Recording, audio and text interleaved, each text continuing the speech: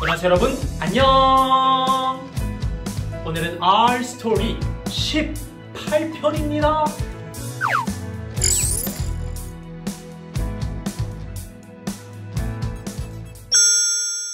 선생님은 군대에서 수십 번의 죽을 고비에서 이 생명을 살려주신 하나님의 은혜에 너무 감사해서, 그래, 내가 할 일은 생명을 구원하는 일이야, 이렇게 결심하며 노방전도를 많이 다녔습니다. 주로 전주와 공주로 많이 다녔고 대전에도 갔습니다. 또 어느 때는 금산, 또 대둔산 관광지, 그리고 진산에도 갔죠. 그렇게 차를 타고 가도 1시간이나 걸리는 전주나 대전 같은 곳을 전도하러 나갔다가 걸어서 집에 돌아오면 대개 새벽 3시쯤 됐습니다. 선생님께서 군대 제대 후 1970년 26살 때 한 번은 이런 일이 있었어요. 전도를 마치면 진산을 거쳐 성황당 길로 앞섭골제를 홀로 넘어 다닐 때였습니다.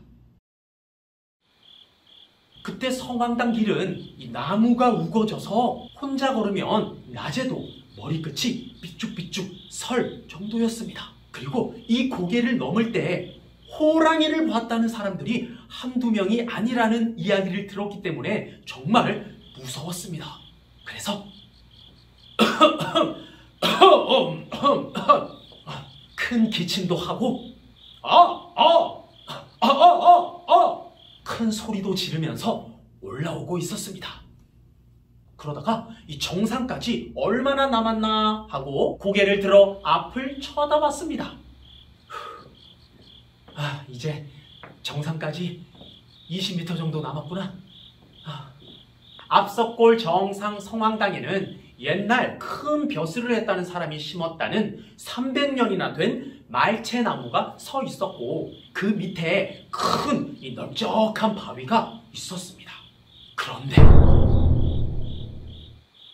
그 성황당 나무 밑에 이 넓적한 바위 위에 누가 앉아있는 것이 보였어요.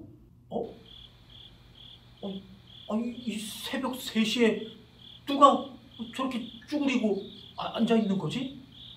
약간 무서운 마음으로 6발자국을 더 걸었습니다.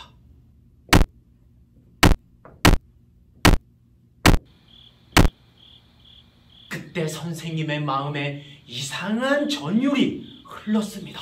그리고 다시 쳐다봤죠.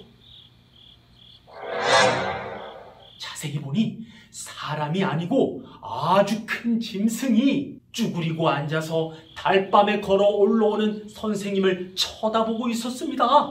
달빛에 자세히 보니 앉은 키가 꽤 컸습니다. 그 몸은 꼼짝도 않고 주인을 맞이하는 말만한 개처럼 앉아서 담대히 선생님을 쳐다보고 있었습니다. 그때 천천히 걷다 발길을 멈추고 말았습니다.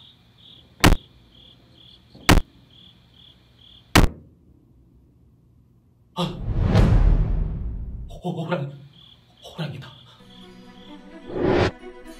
예상치 않던 고함이 불쑥 나왔습니다. 그런데 무서움에 질렸는지 그 소리가 속에서만 나왔습니다.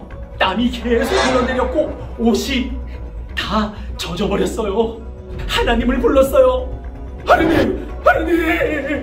역시 그 소리도 속에서만 났지 밖으로 터져나오질 않았어요.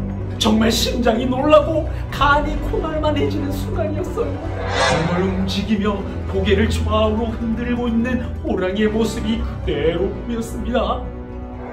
이제 이쪽으로 걸어 내려오는가 보다. 결국 호랑이가 어떻게 하나 쳐다만 보고 말뚝처럼 그냥 서 있었습니다. 선생님은 기도했어요. 하나님, 저 호랑이 속히 좀 끌고 가주십시오. 하나님 외에는 이 밤중에 이 문제를 해결해 줄 사람이 없습니다. 제가 죄를 지었으면 다음에 회개할게요. 지금 회개할 시간이 없습니다. 이 떨리는 마음에 지은 죄가 생각도 안 나요. 제발 저 호랑이 좀 속히 없애주세요.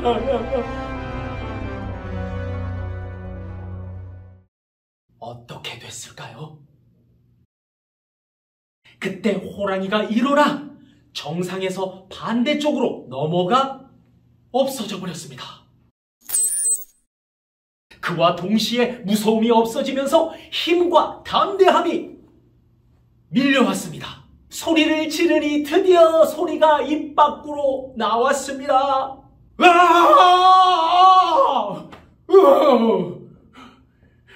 결국 나머지 20m를 더 올라 정상에 도착했고 그 넓적한 바위 위에 앉아 순간 잠이 들었다가 눈을 떠보니 새벽 4시가 넘어가고 있었어요. 일어나 다리가 후들후들 제대로 걸어지지가 않았지만 다시는 이런 밤이 없기를 기도하며 집으로 발걸음을 재촉했습니다.